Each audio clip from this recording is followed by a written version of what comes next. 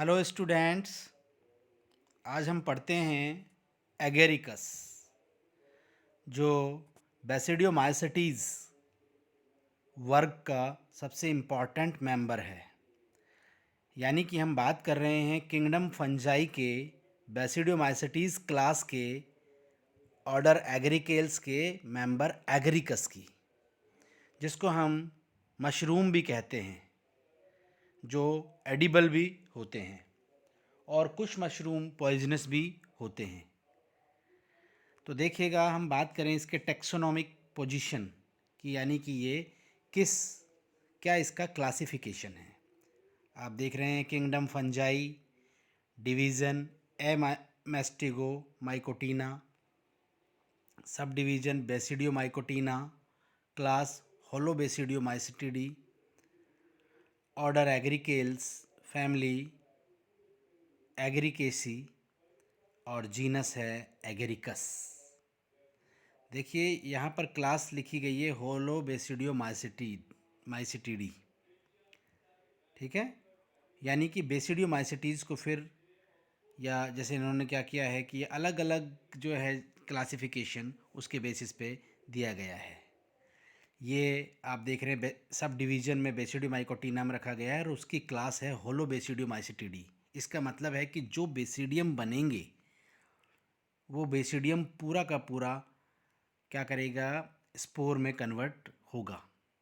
एक जैसे ही सारे बेसिडियम होंगे। ये आप देख रहे हैं एक मशरूम, टिपिकल मशरूम है ये। अब हम बात करें इसके हैबिटेट की कि ये कहाँ मिलता है। Agaricus species are commonly called meadow mushroom भी बोलते हैं, since these are typically found in open well manured, जहाँ बहुत ज़्यादा काऊ डंग वगैरह होती है, बहुत ज़्यादा डेड एंड डिकेइंग मैटर होते हैं, ग्रासी एरिया होता है। आपने देखा होगा बारिश के मौसम में ये इधर उधर हर जगह उगे हुए होते हैं। अब ये ज़रूरी नहीं है सारे ही एडिबल हो, बहुत से पॉइजनस भी होते हैं। The genus contain some of the fine edible mushroom. जो एडिबल मशरूम है वो है एगेरिकस कैम्पेसिट्रस और एगेरिकस बाइपोरस। ये एडिबल मशरूम्स हैं और ये इनका हैबिटेट आप देख रहे हैं ग्रासी एरिया में, जो डेड एंड डिकेइंग मैटर पड़ा हुआ है उनमें ये ग्रो करते रहते हैं। यानी कि मोस्ट ऑफ कैसे हैं, सेप्रोफाइट है। एगेरिकस कैम्पेसिट्रस जिसकी मैं बात कर रहा हूँ, ये कॉमन एडिबल मशरूम है जिसको खाया जाता है। हम बहुत ज़्यादा इसको यूज़ करते हैं प्रोटीन सप्लीमेंट के लिए भी। एगेरिकस कैम्पेसिट्रस प्लेन और फ्लैट फील्ड में मिलते हैं। It common edible and cosmopolitan species. Cosmopolitan का मतलब होता है कि सर्वव्यापी, हर जगह मिलता है। It grow in damp and dead organic substances such as humus में ग्रो करेगा, हॉर्स डंग में, डैम्प रॉटन वुडन पर, गलती हुई लकड़ियों में, लॉग्स में, ट्री ट्रंक्स पर, है ना, जो सूखे हुए लट्ठे वगैरह होते हैं, ट्री ट्रंक्स होते हैं, उन पर ये ग्रो करता है। And meadows in decaying organic matter. Meadows marshy area, जहाँ दलदली टाइप का एरिया होता है, जहाँ ड्राई लैंड साथ में और दलदल के साथ मिक्स जो एरिया होता है, वहाँ पर ये मिलते हैं। अब हम बात करते हैं इसकी पूरी एनाटॉमी और इसकी पूरी स्ट्रक्चर की। हम इसको देखिएगा, इसकी स्ट्रक्चर की मैं बात करूं, the plant body of fungus can be divided into two main parts. आप देख रहे हैं एग्रीकस में दो मेन पार्ट्स आपको दिखाई दे रहे हैं। एक तो ये आपको पूरा स्ट्रक्चर दिखाई दे रहा है और एक ये इसका स्टॉक लाइक स्ट्रक्चर दिखाई दे रहा है, यानी कि वेजिटेटिव माइसीलियम। ये पूरा का पूरा बना हुआ है स्टेम और पार्शियल वेल, आप देख रहे हैं पेराइटल वेल, ठीक है। ये सारे क्या हैं, वेजिटेटिव माइसीलियम्स के कॉम्पैक्ट होने से बने हैं। और ये आप पूरा देख रहे हैं इसका फ्रूटिंग बॉडी, जिसको हम कहते हैं बेसिडियो कार्प। यानी कि पूरा मशरूम है जो दो पार्ट में बटा हुआ है, एक वेजिटेटिव माइसीलियम और दूसरा है basidio carp, formed of hyphae. यानी सेक्सुअल रिप्रोडक्शन यहीं बेसिडियो कार्प में आपको दिखाई देगा। अगर मैं आपको बताऊं तो ये आप देख रहे हैं इस बेसिडियो कार्प पर वाट आपको दिखाई दे रहे हैं, ठीक है। इसके अलावा आप देख सकते हैं ये कैप लाइक स्ट्रक्चर है जिसको हम पिलस भी बोलते हैं, और ये इसमें गिल्स फेदर लाइक स्ट्रक्चर आपको दिखाई दे रही है, ये हैं सारी गिल्स। ये हैं पार्शियल वेल, ये स्टेम इसका है, और ये है कप यानी कि वोल्वा। ये पूरी स्ट्रक्चर आप देख रहे हैं, यानी कि मेन तो दो पार्ट है इसके, स्टेम और पिलस इसको आप बोल रहे हैं हम, यानी कि ये रिप्रोडक्टिव पार्ट है और ये वेजिटेटिव पार्ट है। अब हम बात करेंगे वेजिटेटिव माइसीलियम की, फिर बात करेंगे हम रिप्रोडक्टिव पार्ट की। वेजिटेटिव माइसीलियम में द माइसीलियम में भी देखिएगा, इसकी खास बात है कि इसके माइसीलियम है जो 3 टाइप के होते हैं। पहला primary mycelium, secondary mycelium, tertiary mycelium. अब आप यहाँ देखें इस डायग्राम को, ये आप देख रहे हैं ए और बी, ए और बी आप देख रहे हैं, ये प्राइमरी माइसीलियम है। मोनोकैरियोटिक यानी आप देख रहे हैं कि जो इसका माइसीलियम है, हाइफी आप जो देख रहे हैं वो सेप्टेट है, पहली बात तो।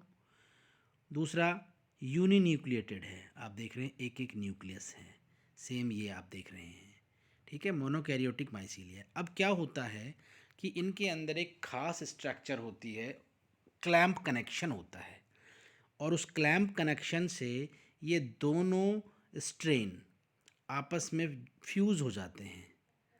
यहाँ से आपस में फ्यूज होकर के कोई एक सेल डाइकैरियोटिक हो जाती है, और फिर पूरे माइसीलियम का निर्माण हो जाता है, डाइकैरियोटिक माइसीलियम बन जाते हैं।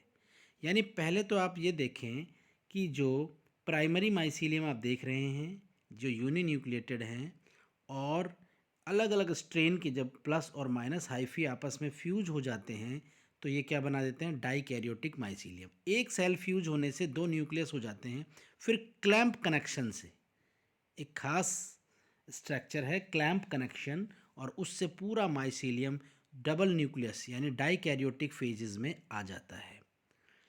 Is it clear?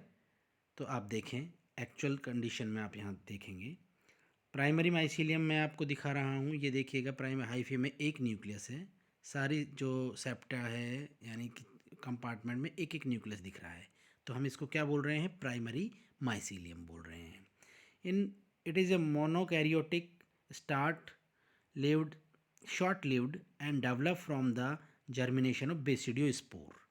यानी कि जब बेसिडियो स्पोर बेसिडियो कार्प में बनेंगे तो उनके जर्मिनेशन से जो पहला हाइफी बनेगा वो क्या होगा, प्राइमरी माइसीलियम होगा।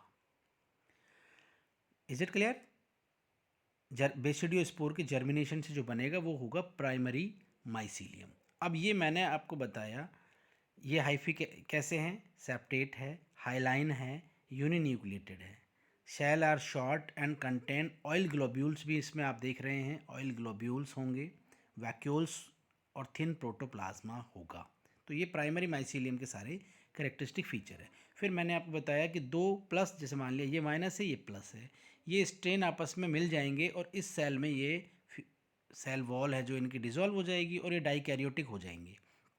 डाइकैरियोटिक होने के बाद इस सेल से जो माइसीलियम बनेगा वो होगा डाइकैरियोटिक माइसीलियम यानी कि सेकेंडरी माइसीलियम। ये देखो अब आप, मैं अभी आपको बता रहा था कि ये प्राइमरी माइसीलियम है, ये प्राइमरी माइसीलियम, यहाँ ये मिल गए। अब आप देख रहे हैं ये दोनों मिलने से डाइकैरियोटिक हो गए हैं, और अब इससे जो माइसीलियम बनेगा वो होगा सेकेंडरी माइसीलियम। और ये सेकेंडरी माइसीलियम बनाने के लिए खास संरचना होती है और एक खास क्लैंप कनेक्शन, एक प्रोसेस होता है जिसकी वजह से ये क्या होता है, बनता है। Is it clear? तो आपको समझ में आ गया किस तरह से प्राइमरी माइसीलियम से सेकेंडरी माइसीलियम का फॉर्मेशन हो रहा है। तो क्या है सेकेंडरी माइसीलियम की structure? It is a dikaryotic and dikaryotic and arose by dikaryotization. पहली बात तो आप सीधा लिखेंगे सेकेंडरी माइसीलियम डाइकैरियोटिक होगा, और ये कैसे बनेगा, क्लैंप कनेक्शन से बनेगा, यानी डाइकैरियोटाइजेशन होकर के, पता ही है दो प्राइमरी जब आपस में मिलेंगे तो उससे। The hyphae composing secondary mycelium are long branched septate have short cell, ये भी शॉर्ट सेल है, लेकिन बस सब कुछ प्राइमरी के जैसा है, बट इनकी सेल के अंदर दो दो न्यूक्लियस होंगे। Typically dolipore septa are present, is very very important. इनके अंदर जो ये सेप्टा आप देख रहे हैं, ये तो प्राइमरी माइसीलियम का सेप्टा है, लेकिन इसका जो सेप्टा आप देखेंगे यहाँ पर मिलेंगे आपको डॉलीपोर। अभी बताएंगे डॉलीपोर क्या होंगे। Present between adjacent cells. The secondary mycelium is more abundant, parietic and produce mushroom year after year. Secondary mycelium बहुत डोमिनेंट हो जाता है और इसी से बाद में फ्रूटिंग बॉडी फॉर्मेशन होगा। ये है डॉलीपोर। ये देखिएगा, ये एक सेल है, ये एक सेल है, ठीक है। यानी कि जो सेल वॉल से ये सेप्टा जो बन रहा है उसके टर्मिनल्स फूल जाते हैं, ठीक है, और वो चारों तरफ से पैरेंथोसोम से कवर हो जाते हैं। ये देखिए, ये हाइफी की वॉल थी, ये हाइफी की वॉल थी, ये सेप्टा था, सेप्टा के टिप है जो फूल गए हैं और एक कवरिंग से कवर्ड हो गए हैं, और इसको हम बोल रहे हैं पैरेंथोसोम्स, और इस पूरी स्ट्रक्चर को हम बोलते हैं डॉलीपोर्स, जो बेसिडियोमाइसिटीज़ का इम्पॉर्टेंट करेक्टर है। अब आप देखें टर्सरी माइसीलियम। क्या है टर्सरी माइसीलियम? अभी आपने देखा प्राइमरी माइसीलियम से सेकेंडरी माइसीलियम बना है, और सेकेंडरी माइसीलियम जब कॉम्पैक्ट होगा, यानी कि मैं आपको यहाँ दिखाता हूँ, ये सारे प्राइमरी माइसीलियम आपको दिख रहे हैं, इनके डाइकैरियोटाइजेशन से सेकेंडरी माइसीलियम बन गया और ये पूरा का पूरा स्टॉक बन गया है। और अब आप देखेंगे कि इस स्टॉक से जो पिलस बनेगा, रिप्रोडक्टिव फ्रूटिंग बॉडीज़ बनेंगी। ये फ्रूटिंग बॉडी क्या होंगी? बेसिडियोकार्प होगी, और इस बेसिडियोकार्प के निर्माण के लिए जो माइसीलियम यूज होंगे वो सारे टर्सरी माइसीलियम कहलाएंगे। तो आप सीधा बोल सकते हैं जो टर्सरी माइसीलियम है, the mycelium producing basidiocarp and mushroom are sometime referred as a tertiary mycelium.